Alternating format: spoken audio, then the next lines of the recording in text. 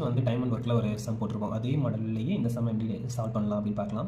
First question வழக்கம் போல் கொஸ்டினை படிப்போம். ஒரு வேலையை வந்து சீதா 15 நாட்களிலும் கீதா 10 நாட்களிலும் முடிப்பார்கள். இருவரும் சேர்ந்து வேலையை தொடங்கியதும் சில நாட்களுக்கு பிறகு சீதா சென்று விட்டால் மீதமுள்ள வேலையை கீதா 5 நாட்களில் முடித்தாள் என்றால் சீதா எவ்வளவு நாள் கழிச்சு போயிட்டாங்க அப்படிங்கிற மாதிரி கேட்டிருக்காங்க. இது வந்து எக்ஸிக்யூட்டிவ் ஆஃபீஸர் 2016 வந்து கேட்டிருக்காங்க. நமக்கு படிக்கிறப்போ ஒரு மாதிரி தான் இருக்கும். இந்த சீதா கீதா இந்த மாதிரியான சம்மெல்லாம் வந்துச்சு அப்படின்னா முக்கியமாக நம்ம ஆன்சர் போடுறதுக்கு முன்னாடி அந்த பேர் எந்த பேரில் கொஸ்டின் கேட்டிருக்காங்க, யாருக்கான ஆன்சர் வந்து கேட்டிருக்காங்க அப்படின்னு நம்ம ரொம்ப உன்னிப்பாக கவனிக்கணும். ஓகேங்களா? ஓஎம்ஆரில் தப்பு பண்ணுறதுக்கு வாய்ப்பு இருக்குது.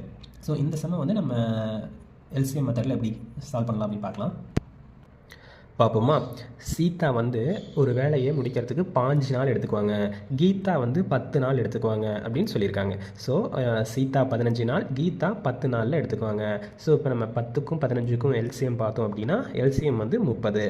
அதாவது 30 வேலை மொத்தமாக இருக்கிற வேலை என்ன அப்படின்னா 30 வேலை. 30 வேலையில் சீதா வந்து எத்தனை நாள் எடுத்துக்குவாங்க? 15 நாள் எடுத்துக்குவாங்க அப்படின்னு சொல்லியிருக்காங்க நமக்கு கொஸ்டினில். ஸோ அப்போ அவங்க ஒரு நாளைக்கு 2 வேலையை செஞ்சாங்க அப்படின்னா மட்டும்தான் அவங்களால 15 நாளில் வந்து 30 வேலையை வந்து முடிக்க முடியும். ஓகேங்களா? 30 டிவைடட் பை 15 = 2 பர் டேக்கு. அதாவது ஒரு நாளைக்கு 2 வேலையை வந்து அவங்க முடிச்சிருப்பாங்க. யார்? சீதா. அதே மாதிரி கீதாவும் அப்படி தான். நமக்கு மொத்த வேலை 30ன்னு தெரியும். கீதா முடிக்கிறதுக்கு எவ்வளோ நாள் ஆகும் அப்படின்னா 10 நாள் ஆகும் அப்படின்னு சொல்கிறாங்க. அதாவது கீதா வந்து ஒரு நாளைக்கு 3 வேலையை முடிச்சிருந்தாங்க அப்படின்னா மட்டும்தான் அவங்களால 10 நாளில் 30 வேலையை முடிக்க முடியும் அப்படின்னு நமக்கு தெரியும். ஸோ இப்போ நம்ம கொஸ்டினுக்கு போவோம். கொஸ்டின் என்ன சொல்கிறாங்க?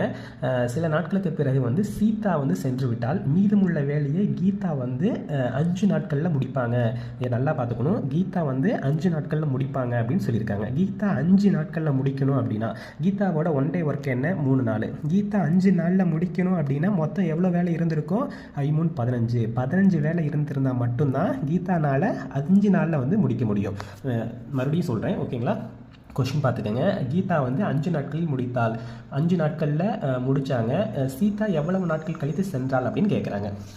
கீதா வந்து 5 நாட்களில் முடிக்கிறாங்க அப்படின்னா கீதாவோட ஒன் டே ஒர்க்கு வந்து 3 நாள்னு நமக்கு தெரியும். ஸோ 5 நாட்களில் முடிக்கிறாங்க அப்படின்னா மீதி 15 வேலை இருந்தால் மட்டும்தான் அவங்க 5 நாளில் முடிச்சிருப்பாங்க. ஸோ 15 வேலை மீதி இருக்குது அப்படின்னா 30ல் 15 இருக்குது அப்படின்னா மீதி 15 வேலை இருந்திருக்கும். ஓகேங்களா? 2 பேரும் சேர்ந்து 15 வேலை செஞ்சுருப்பாங்க. இப்போ இவங்க 2 பேரும் சேர்ந்து செஞ்சாங்க அப்படின்னா ஒரு நாளைக்கு எவ்வளோ வேலை செய்வாங்க அப்படின்னா 2 + 3 = 5 வேலை ஒரு நாளைக்கு செய்வாங்க. 2 + 3 அதாவது இவங்க 2, சீதா 2, கீதா 3, மொத்தமாக 5 வேலை ஒரு நாளைக்கு செய்வாங்க. அப்போ 3 நாளைக்கு செஞ்சுருப்பாங்க. மொத்தமாக 3 நாள் செஞ்சுட்டு சீதா வந்து கிளம்பியிருப்பாங்க. மீதி இருக்கிற வேலையை வந்து கீதா வந்து முடிச்சிருப்பாங்க. ஓகேங்களா? அதானே கொடுத்துருக்காங்க. 3 நாட்கள் வந்து கழிச்சதோடனே அவங்க போயிருப்பாங்க. தேங்க்யூ.